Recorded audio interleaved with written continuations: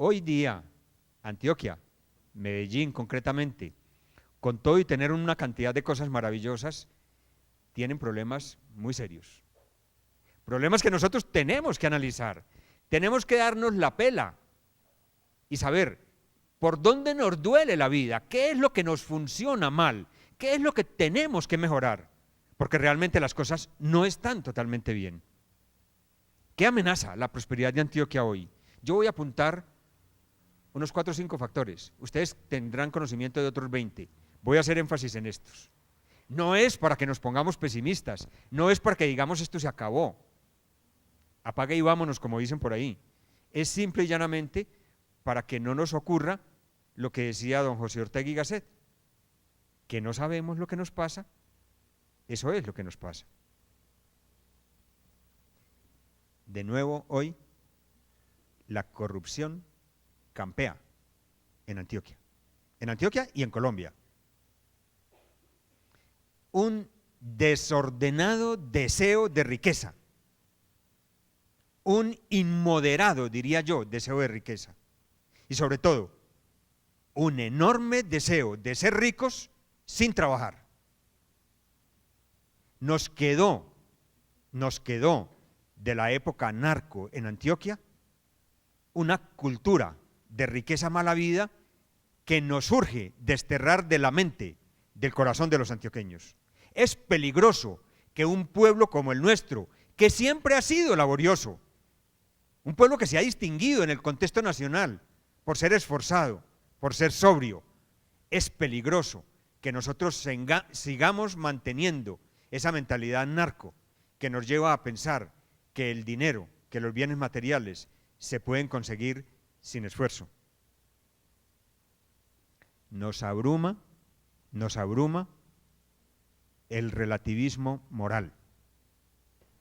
No se puede construir nada en un país, no se puede construir nada en una familia cuando yo no tengo unas sólidas bases morales sobre las cuales asentar la construcción.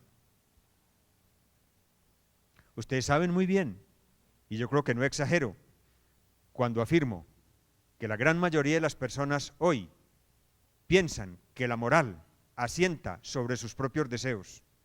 Cada quien construye su propio planteamiento moral. Cada quien da por hecho que la moralidad depende de sus necesidades. Cada quien hace de la moralidad algo relativo, algo caprichoso, algo que se coge o se deja a voluntad. Es importante que nosotros entendamos que la reconstrucción de Antioquia hoy pasa por el hecho de nuevamente generar un planteamiento moral que nos cobije a todos. Hay mucho individualismo. Las personas generan barreras alrededor de sí mismos. Las personas se aíslan con respecto a los demás. Las personas están caminando solas en un camino que es supremamente inhóspito, diría yo, supremamente oscuro, supremamente incierto. Y por eso es que las personas hoy tienen miedo. Yo siempre he dicho, y en este escenario lo he dicho varias veces, el signo cardinal de nuestra época es el miedo. Tenemos miedo de los demás, tenemos miedo del futuro, tenemos miedo de lo que nos pueda suceder en el trabajo, tenemos miedo de las personas que se cruzan con nosotros en el camino. Individualismo que se siente inclusive dentro de las propias familias. Uno puede vivir acompañado en casa, papá, mamá, hermanos, primos, tíos, abuelos, y sin embargo, cada quien va por su lado.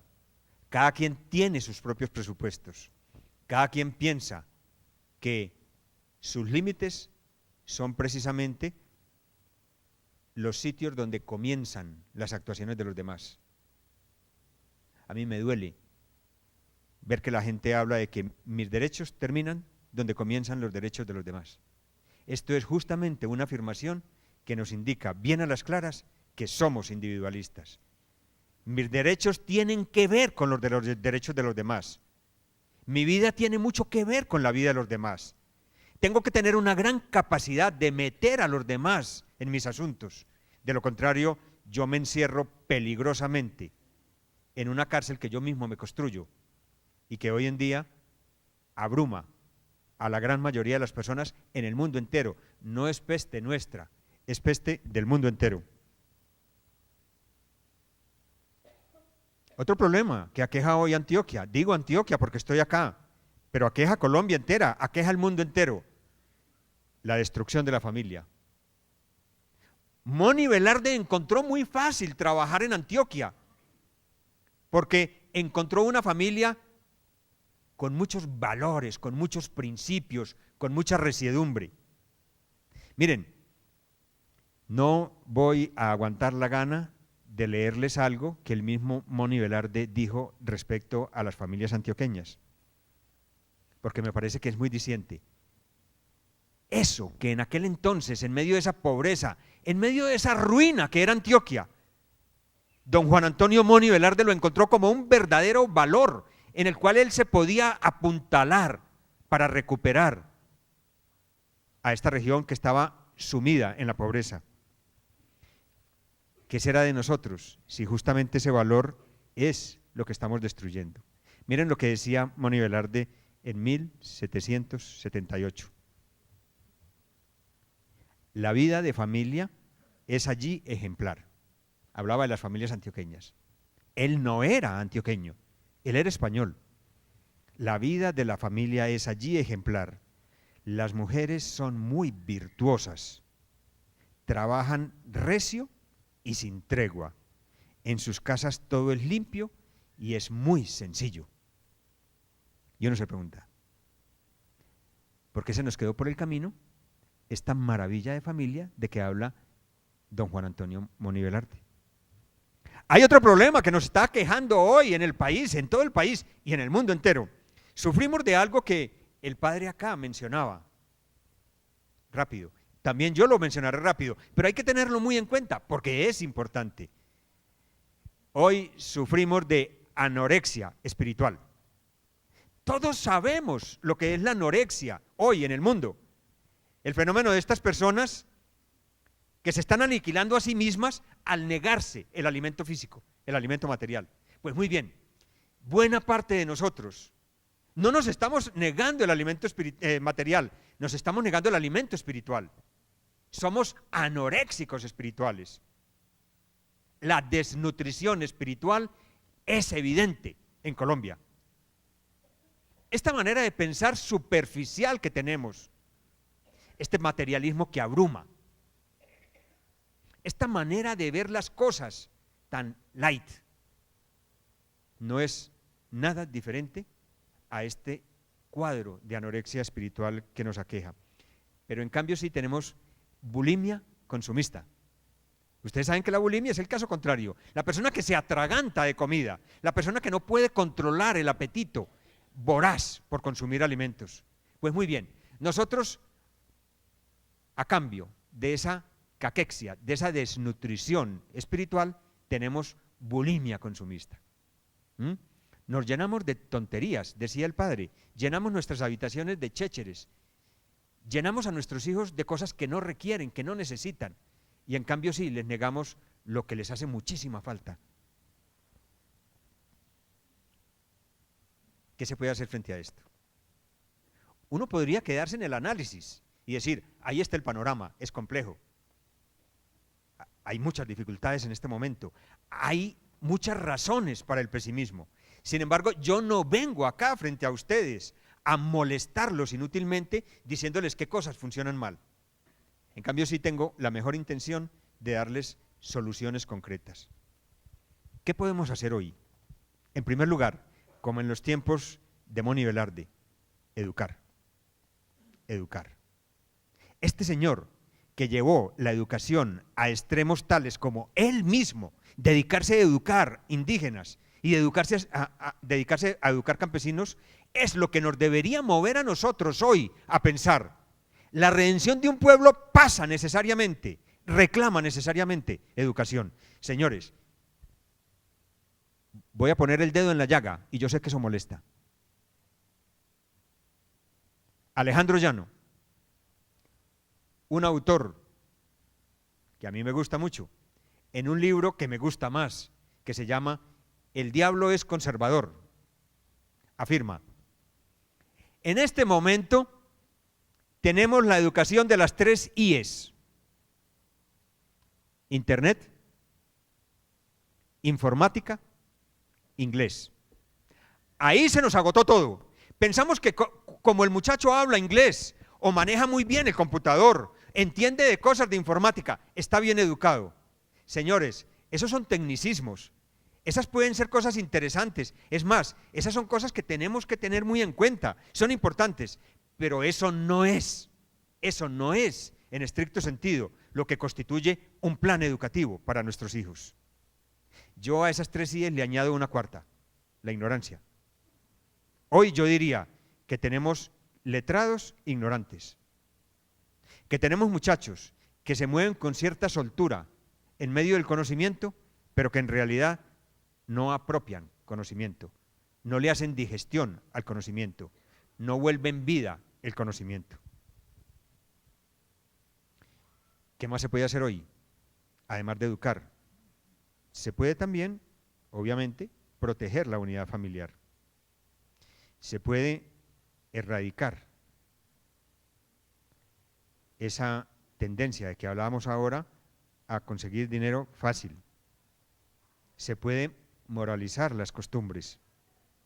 Se puede incluir a la juventud en un proyecto de familia, de barrio, de ciudad, de país.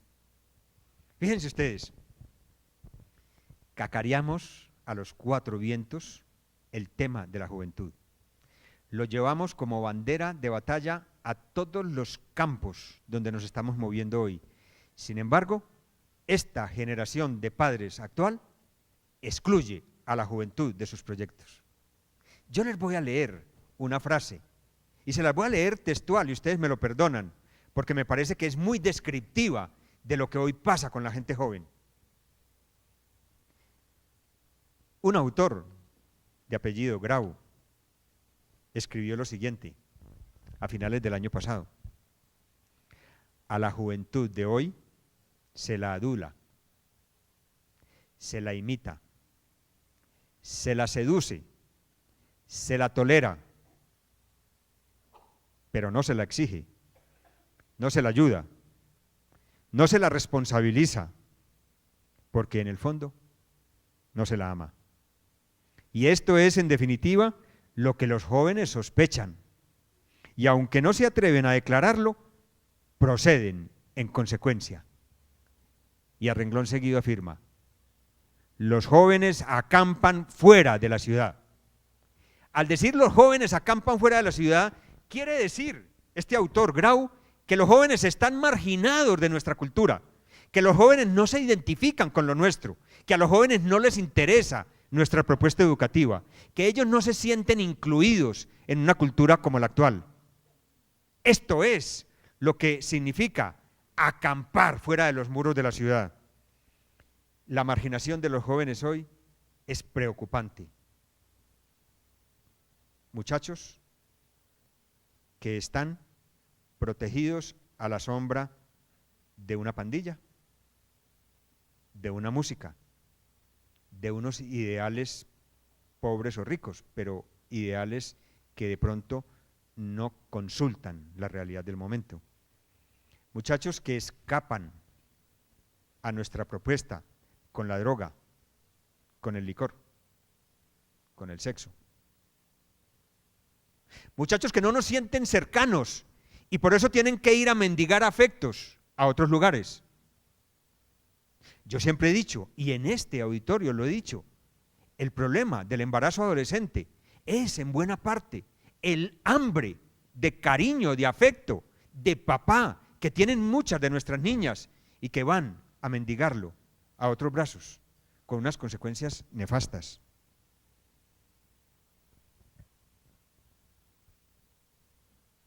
Alguna vez, Kafka, este autor muy conocido, el de la Metamorfosis, Kafka afirmó: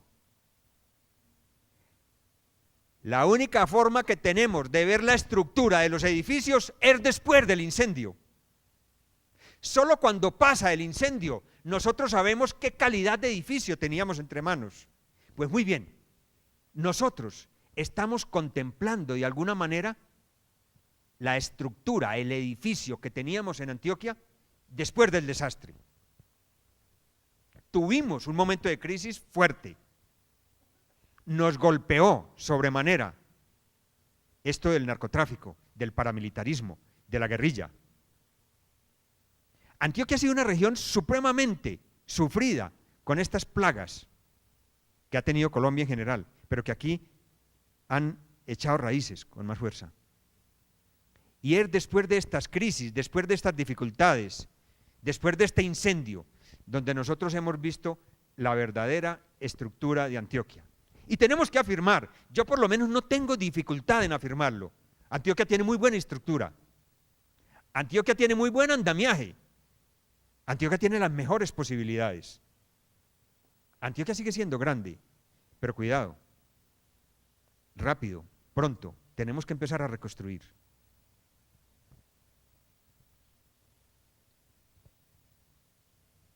Yo no sé de política, por eso no voy a hablar más de corrupción, ni de narcotráfico, ni de guerrilla, ni de cosas de estas. Yo no soy sociólogo, tampoco psicólogo.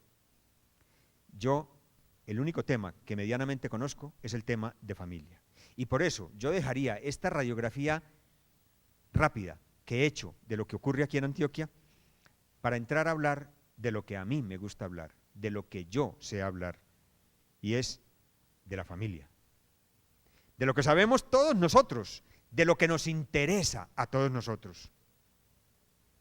En primer lugar, no cabe duda de que la familia está en peligro de desnaturalizarse. Ustedes saben muy bien que si yo tengo piña, aguapanela, no sé qué, varias cosas de ese tipo, esto se desnaturaliza y se convierte en chicha, en guarapo. Igual nos puede estar pasando a nosotros en este momento. La familia se me puede estar avinagrando, se me puede estar desnaturalizando, puede estar sufriendo un influjo externo nocivo que le cambia sus características. Y entonces esta familia deja de ser funcional, deja de ser educativa, deja de rendir los beneficios que tiene que rendir y empieza a convertirse en un verdadero problema. Yo encuentro que hay 3 factores que apuntan en ese sentido de la desnaturalización de la familia. 1, el divorcio. Pienso que no hay que hacer ningún esfuerzo para demostrarles a ustedes que acá y en Shanghái el divorcio es un problema que nos afecta a todos, no solamente a los directamente implicados. El divorcio afecta a los hijos, afecta a los esposos divorciados, afecta a sus familias de origen, afecta el vecindario, afecta a la empresa, afecta a la sociedad y nos conmueve, nos daña la vida a todos. Desde los años 60, finales de los años 60, el mundo entero está presenciando una escalada de divorcios absurda que todavía no para. Cada año los índices de divorcio aumentan en el mundo y Colombia no es la excepción, Antioquia tampoco. Están generando desnaturalización de la familia esa cantidad de madres solas criando hijos, con mucho heroísmo, con mucha dedicación, con mucha mística, diría yo, pero eso es un real problema para la sociedad. Está desnaturalizando a la familia, lo decía el padre hace un momento, el desdibujamiento de la figura paterna. El padre está desapareciendo del entorno familiar. Parece que no tiene razón de ser ahí. Parece que los hombres no tenemos claro qué es lo que nos corresponde hacer en el seno de la familia. Y esto es muy peligroso. Esto es supremamente peligroso. Reúnan ustedes grupos de personas y pregúntenles, ¿cuál es el papel del padre en la familia? Y ya verán ustedes cómo la gente calla peligrosamente. ¿Por qué? Porque no tenemos claro qué es lo que le corresponde hacer al padre en el hogar. Y el tercer factor que está desnaturalizando la familia es una educación familiar prácticamente inexistente. Estamos supremamente confiados en la educación formal. Estamos dando por hecho que la escuela o el colegio o la universidad son quienes realmente educan. Tengo una mala noticia para ustedes. Ellos ilustran, ellos preparan para desempeñar un oficio, ellos enseñan conocimientos, ellos de alguna manera socializan, pero quien educa realmente es la familia. Tiene que ser un axioma para nosotros, un convencimiento total. Esto de que realmente la educación, la verdadera educación, es educación familiar. Yo quiero, una vez expuestos estos tres factores, que son verdadera noxa, verdadero peligro para la familia, yo quiero entrar a hablar de uno solo de ellos, el problema de la paternidad. A mí algunas personas me han tildado de monotemático. Algunas personas me dicen, ¿por qué ya no entras a otro tema de tantos que tiene la vida familiar? Y yo digo, el día que resolvamos este, pasamos a otro problema. Pero ahora, el problema de fondo, el que más me inquieta, es el problema de los padres. Yo, frente a ustedes, en una oportunidad anterior, hablé de los inconvenientes que tenía un hijo cuando no disfrutaba de la presencia del padre en el hogar. Y mencioné muchas cosas. Hoy no quiero hacer alusión absolutamente a nada de esto. Solo voy a hablar de algo, y es cómo se beneficia un padre al ejercer plenamente la paternidad. Cómo los hombres ganamos cuando nos metemos de lleno al tema de la paternidad. Y primero que todo quiero decir algo. La paternidad no existe sin maternidad. Paternidad y maternidad son dos relaciones coimplicadas. Esto no lo sabíamos hasta hace muy poco tiempo. Una autora argentina, se llama Ana María Sanguinetti, interpretó las claves de una autora alemana muy compleja, filósofa, que escribió muy profundo, muy maravilloso, pero no al alcance del público en general, de nosotros los peatones. Y desglosando toda la teoría de esta otra autora alemana que se llama Edith Stein, Ana María Sanguinetti habla de que la madre para el padre es como un espejo en el cual se puede mirar. Yo no sé quién soy yo como papá si no tengo a la mamá al frente. Necesariamente la paternidad, para ser plena, para ser real, requiere de la presencia de la madre. También puedo decirlo al contrario, no hay maternidad sin paternidad.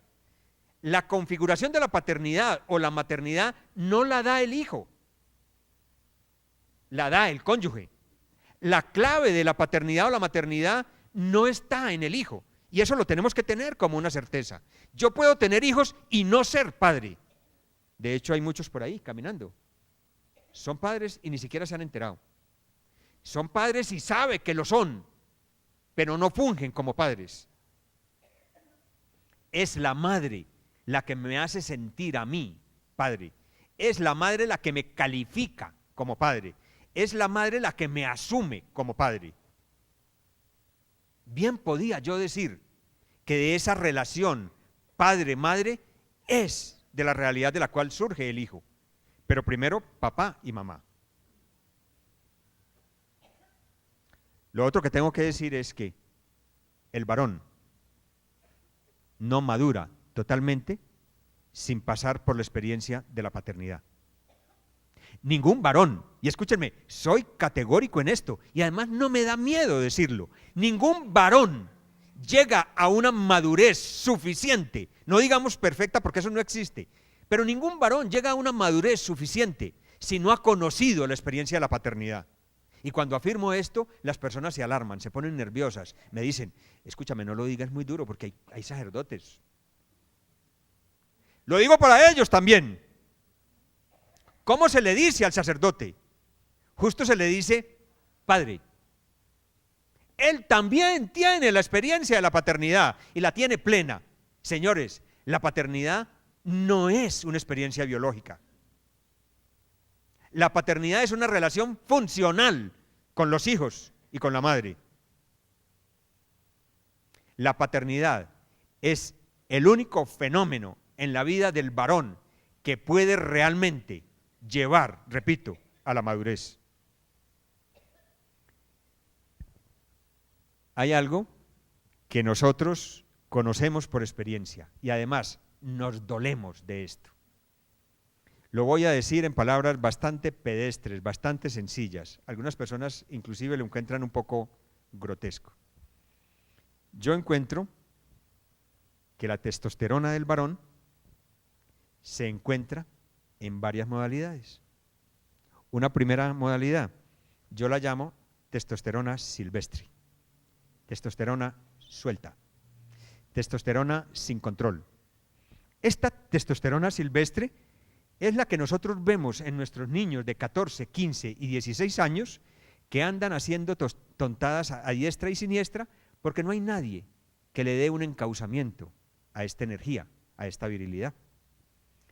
Estos son los niños que andan por ahí de romance en romance sin darse cuenta que a veces esos romances traen pésimos resultados. Estos son los niños que andan embarazando las muchachitas de 12, 13 y 14 años. A veces no son tan niños, ¿saben? A veces son adultos y adultos mayores.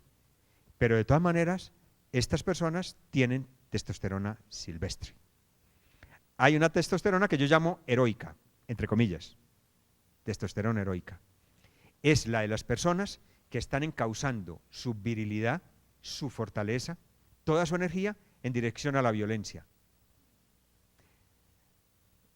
Yo alguna vez di un dato, hoy se lo recuerdo, que es verdaderamente escandaloso. Es de la encuesta de salud mental en Colombia. Y dice que más o menos el 85% de nuestros guerrilleros, de nuestros paramilitares, de nuestros muchachos que están en pandillas generando delincuencia, son muchachos entre los 14 y los 25 años, generalmente sin núcleo familiar. Hay una testosterona que yo llamo descafeinada. En Europa y en los Estados Unidos están tratando de ponerla de moda. Y es decir, cuidado con la testosterona, es violenta. Los hombres son violentos, son hostiles, son agresivos, no saben expresar sentimientos. Por eso es que a la testosterona hay que feminizarla. Y bajo ese supuesto es que se le dice al varón, escúchame, tú también tienes alma femenina. Tienes que explorar tu alma femenina. Tienes que sacar afuera los sentimientos como las mujeres. Y con este supuesto, ríanse ustedes, hay escuelas en los Estados Unidos donde reúnen a los hombres a hacer crochet en el aula de clase y les dicen, hablen de sus cosas como hablan las mujeres. Por favor, los hombres también podemos ir al baño acompañados como lo hacen las mujeres. Por Dios, deja de pensar en la virilidad como algo que tiene mucha connotación, mucho tufo de machismo. Y esta propuesta andrógina que trata de meter a la mente de los varones la idea de que somos una mezcla de hombres y mujeres, es lo que constituye tal vez la propuesta más peligrosa sobre el varón actualmente. Ustedes saben los resultados. No quiero hablar de eso. Y hay una testosterona que yo llamo destinada, encauzada, con objetivos concretos. Es la del varón que construye familia al lado de una mujer. Es la del varón que está construyendo su propia masculinidad a partir de la paternidad. Es tal vez la propuesta más adecuada para hacerle al varón hoy, cuando tenemos mucha tendencia a volver la testosterona un problema de violencia. Imagínense ustedes Hay un autor norteamericano de apellido Kipnick, es un psiquiatra, que llama la atención sobre un fenómeno que nosotros no podemos desconocer. Dice él, en el territorio de los Estados Unidos mueren más de 8 o 10.000 muchachos cada año practicando deportes de riesgo. En el rugby, lo que se llama fútbol americano, vieran ustedes la cantidad de lesiones, la cantidad de incapacidades, la cantidad de muertes, porque allí hay muchachos queriendo hacer de su testosterona una forma de distinguirse frente a los demás. Eso que nosotros llamamos machismo es ni más ni menos una mala acepción de lo que es la virilidad. Si yo les propongo a ustedes que la paternidad es la forma de hacer que el hombre madure adecuadamente, también les debería decir qué significa la paternidad en el varón. En primer lugar, tengo mucho temor de hablar de paternidad y sentimientos. ¿Por qué? Porque con mucha frecuencia lo que nosotros llamamos sentimientos son simple y llanamente efusiones de sentimentalismo. Son simplemente melosería, mimo, algo que suena empalagoso a la mayoría de las personas. Cuando yo hablo de sentimientos, me estoy refiriendo a una esfera de la persona, justo a la esfera afectiva, que tiene mucho que ver con el comportamiento de todos en todas las esferas de la conducta humana. Los sentimientos no son algo que funciona por aparte en el ser humano, funcionan al unísono. Por eso se habla más que de afectividad, de corazón. El corazón es el núcleo real de la persona, el sitio donde convergen la inteligencia, la voluntad y el sentimiento. Es verdaderamente lo que hace de nosotros personas unitarias, de un solo bloque, de una sola cara. Entonces yo hablo más de corazón que de afectos, hablo más de corazón que de sentimientos. Pues una de las cosas que maduran en el papá a partir de la paternidad es el corazón. Los hombres asumen la ternura precisamente frente al hijo.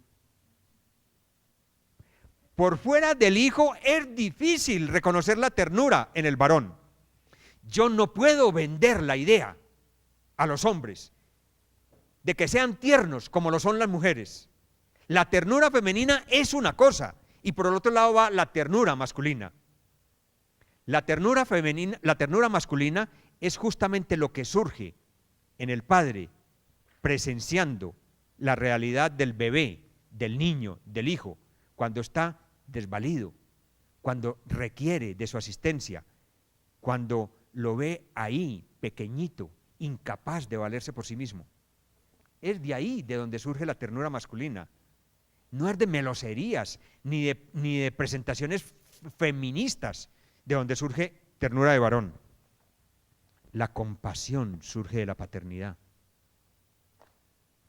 Fíjense ustedes, es una cosa muy compleja. La compasión es un sentimiento espiritual. Y es un sentimiento muy elaborado. Es un sentimiento muy difícil de conseguir en nuestra época. Si ustedes me preguntan, ¿cuál es el sentimiento que he hecho más en falta hoy en el mundo? Yo diría, yo he hecho en falta la compasión. Esa capacidad de vibrar con los demás cuando veo que los demás están sufriendo. Esa capacidad de sentir lo que los otros están sintiendo. Esa sensibilidad especial para meterme en el pellejo del otro y saber por dónde le talla la vida. Esto es lo que los padres pueden aprender en presencia de una madre que está pariendo al niño. Miren, padres que ven a sus esposas parir a los hijos no abandonan. Tenemos que vender la idea a los padres de que han de involucrarse de lleno en todas las facetas de la realidad familiar. Nada de la familia le puede ser ajeno a un papá. No hay nada que él pueda afirmar, esto es netamente femenino. Ese visualizar la maternidad de lleno, de frente, aquí cerquita de las narices, es lo que hace que un varón pueda realmente tener sentimientos de compasión. La compasión no es lástima, señores. Cuidado, confunden compasión y lástima. La lástima es un sentimiento detestable en los seres humanos. La lástima es simple y llanamente yo reconocer que estoy mejor que el otro, que yo estoy en posición privilegiada y que el otro pobre está muy por debajo de donde yo estoy. La lástima es indigna de los seres humanos. En cambio, la compasión es una maravillosa sensibilidad humana que nos lleva a meternos en la realidad del otro, sintiendo las penas, los dolores, el sufrimiento ajeno. La paternidad hacia los padres, hacia el varón paciente. Yo creo que si alguna peste aqueja al varón, es la impaciencia. Sobre todo al varón que no ha madurado adecuadamente. Es de personas maduras, es de varones maduros que han visualizado la paternidad, que han tenido la experiencia de la crianza de hijos, el ser pacientes. Yo recuerdo un amigo mío español que alguna vez me dedicó uno de sus libros. Recuerdo la dedicatoria y no la voy a olvidar nunca. Decía, ante todo, optimismo y paciencia. Esas son las virtudes, las cualidades para los papás, pero sobre todo para el varón. Optimismo y paciencia. Atropellamos a los hijos. Queremos exigir de ellos realidades inmediatas, resultados concretos y además rápidos. Hay que tener paciencia en la crianza. Hay que saber que los resultados no son para nosotros. De los resultados se van a lucrar los demás, la sociedad, la nuera, quien quieran ustedes. Nosotros no tenemos por qué esperar a lucrarnos de los resultados de nuestros hijos. Y en cambio sí, es de nosotros el mirar pacientemente estos procesos y saber que no por mucho madrugar, amanece más temprano. La paternidad hace a los hombres más sencillos. Somos muy alambicados, somos muy complejos, tenemos mucho enredo en nuestras vidas. La paternidad hace que el varón se haga más simple, más sencillo.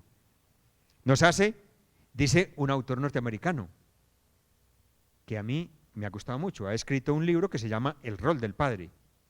En estricto sentido, el título no me gusta, porque la paternidad no es un rol, es un carácter.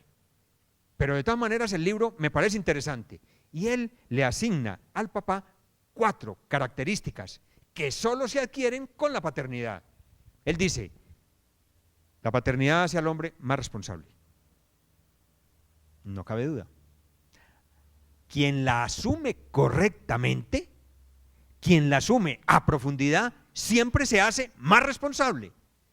Yo diría que muchos de los hombres que en el seno de la familia no han ganado en responsabilidad es porque no han asumido en plenitud la paternidad. Y dice este autor, nos hace más competentes. Esto es maravilloso. Los hombres somos, incompetentes en general. Yo he visto mucha competencia en las mujeres, aún en mujeres recién casadas. He visto muchas capacidades, he visto mucha madurez, he visto mucha formación en la mujer, sobre todo en la mujer antioqueña. En los hombres, más bien poco.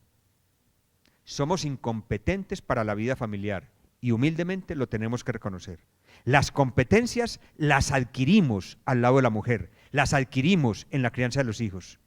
Pero eso sí, quien asume adecuadamente la vida familiar, yo le garantizo que llega a ser tan competente que, como decía una escritora noruega, hablando de la paternidad, Miren, cualquier padre que tenga 20 o 30 años de experiencia, bien le puede usted dar la presidencia de una empresa multinacional y es capaz. ¿Por qué? Porque no hay nada más confuso, no hay nada más difícil, no hay nada más elaborado, más complejo que la vida familiar. La vida familiar nos enfrenta a problemas cotidianamente, a diario. Todos los días los padres de familia estamos encarando problemas. De esa capacidad de encarar problemas, no de eludirlos. Porque ahora lo que le estamos enseñando a las personas es a escurrir el bulto, a eludir el problema. Cuando nosotros enfrentamos los problemas, nos hacemos competentes para la vida. Esto es lo que ocurre a los padres cuando realmente encaran la crianza de los hijos. Y dice este autor, los hombres en la paternidad adquieren equilibrio. Equilibrio. Y además, y esto me gusta mucho, el hombre en la paternidad se hace decente. Ustedes interprétenlo como quieran. Pero lo que yo sí les puedo afirmar es que buena parte de los comportamientos indecentes que vemos nosotros en los hombres, bien a las claras se puede ver que son de personas que no están llevando adecuadamente su vida familiar. Un buen padre es un buen profesional. Hay estudios al respecto que confirman la afirmación. Una persona es un profesional de determinadas calidades cuando está soltero y no tiene hijos, y esa misma persona casada y con hijos se nota perfectamente que es mucho más responsable, que es mucho más idóneo como profesional. Un padre, un buen padre, alguien que está implicado en la crianza, es una persona capaz de priorizar. Y créanme, esto es una cosa difícil hoy. Nos da cierta dificultad decir, esto es lo primero, esto es lo segundo y esto es lo tercero. Los buenos padres son capaces de escuchar. Ya el padre lo decía y no lo comento. Son capaces de comunicar en forma clara, en forma sencilla y en forma eficaz. Porque comunicar con niños es tal vez la cosa más difícil que puede haber para los padres. Uno, cuando está al lado de los niños, aprende mucho. Los hijos enseñan muchísimo. Y una de las cosas que enseñan los hijos es a tener habilidades comunicativas. Por tanto, padres involucrados con los hijos son creativos, son flexibles, son emocionalmente estables, son líderes. Les voy a contar una cosa que a mí me llamó mucho la atención. En los Estados Unidos hacen cada año una encuesta nacional de salud. Y en esa encuesta nacional de salud, los norteamericanos analizan los factores de riesgo que hay en la salud. Es decir, las cosas que más morbilidad, que más enfermedad causan en la población. Y también analizan cuáles son los núcleos poblacionales más sanos. ¿Y por qué?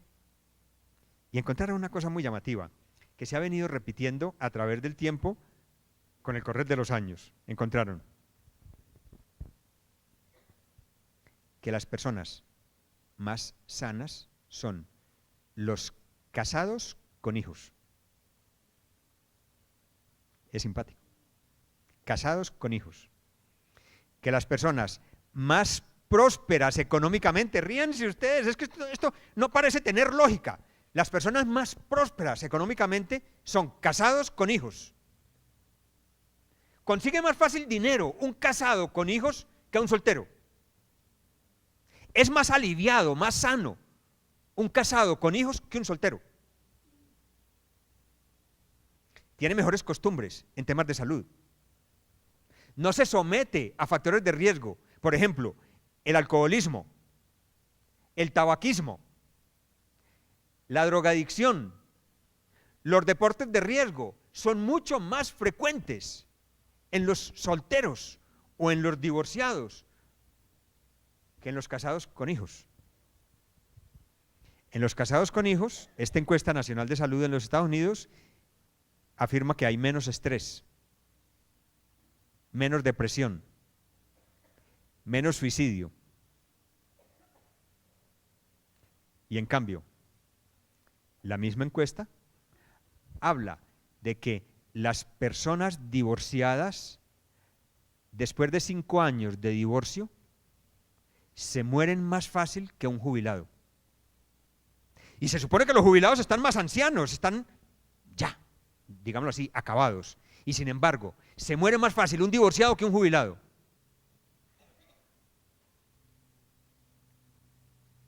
Miren ustedes, el único problema que pueden encarar un casado con hijos es que su mujer lo cuide tanto que se vuelva obeso. Y eso lo reconocieron inclusive en la encuesta nacional de salud en los Estados Unidos. El único riesgo que corren los casados con hijos que viven con su mujer es que generalmente tienen cierta tendencia a la obesidad, pero por lo demás funcionan muy bien. Yo quisiera, a partir de estos planteamientos simples, proponerles a ustedes, acá, en Medellín, una tierra que yo quiero mucho, una tierra que me llena el corazón cada que vuelvo. Quisiera proponerles algo. Las cosas en Colombia parece que se están despejando, parece que están mejor, no cabe duda. No cabe duda de que hay una ola de optimismo en Colombia, y está muy bien. Nos estábamos poniendo muy escépticos, muy trágicos, nos estábamos poniendo pesimistas, y esto no está nada bueno. En Colombia las cosas están dadas para que haya paz. El problema, y aquí es donde yo quiero que ustedes me entiendan lo más acertadamente posible, en Colombia el único problema que tenemos es que pensamos que para que haya paz tiene que darse una negociación con la guerrilla, o tiene que acabarse el paramilitarismo, o tenemos que terminar con el narcotráfico. Señores, no. Paramilitarismo puede haber el resto de vida si quieren. Narcotráfico, ya verán ustedes cómo lo vamos a tener encima por mucho tiempo más. Ya verán ustedes que la guerrilla nuestra es terca. Pero ellos no son los que nos dan permiso para hacer la paz. La paz la hacemos nosotros, el día que queramos. Y la paz en Colombia, la paz aquí, en Medellín, definitivamente la hacen las familias. No nos la va a hacer el presidente, no nos la hace ningún político. La paz la ponemos nosotros, la hacemos nosotros cuando queramos. Y el primer condicionamiento para la paz en la familia es que se acabe la guerra interna que hay en este momento en los hogares. La verdadera guerra la tenemos en casa. El verdadero enemigo lo tenemos en casa. Y repito, individualismo, anorexia espiritual, bulimia de consumo, es lo que realmente a nosotros no nos deja tener paz. El divorcio es el enemigo número 1 de la paz familiar. Miren, vieron ustedes cómo me llegan a mí cartas, ahora que hay este asunto del correo electrónico, que es una vaina impresionante. Me llegan cartas a diario de papás, ahora que hay una asociación nueva en Colombia que se llama Padres por Siempre. Me llegan cartas de estos papás diciéndome, ayúdeme, yo quiero ejercer la paternidad con mi hijo y mi mujer no me lo permite. Miren, un papá me contaba, ya un juez de familia dictaminó que yo puedo ver a mi hijo todos los días si quiero, que puedo estar con mi hijo los fines de semana enteros, pero yo llego a casa donde mi mujer a reclamar el niño y me dicen, todavía no le hemos bañado, o no se lo puede llevar todavía porque no ha almorzado, o no se lo puede llevar porque tiene fiebrecita, tiene un catarro y le hace daño la salida, o llego a casa y me dice el celador del edificio, la señora no está, y me dice, ¿qué hago? ¿Qué hago para que esta señora me deje ser papá? Y yo le digo, yo le dije algo que al hombre no le gustó. Y sin embargo, es una realidad que nosotros no podemos discutir. Es que nadie es papá sin el permiso de la mamá. Es que si la mamá no lo habilita como papá, usted no es papá, ni aún viviendo en la misma casa con sus hijos. Es que la mamá tiene esa capacidad, ese poder de generar paternidad. Es que lo que hace la paternidad no es la relación con el hijo, es la relación con la madre. Yo insisto en eso y yo quisiera que para ustedes fuera una evidencia.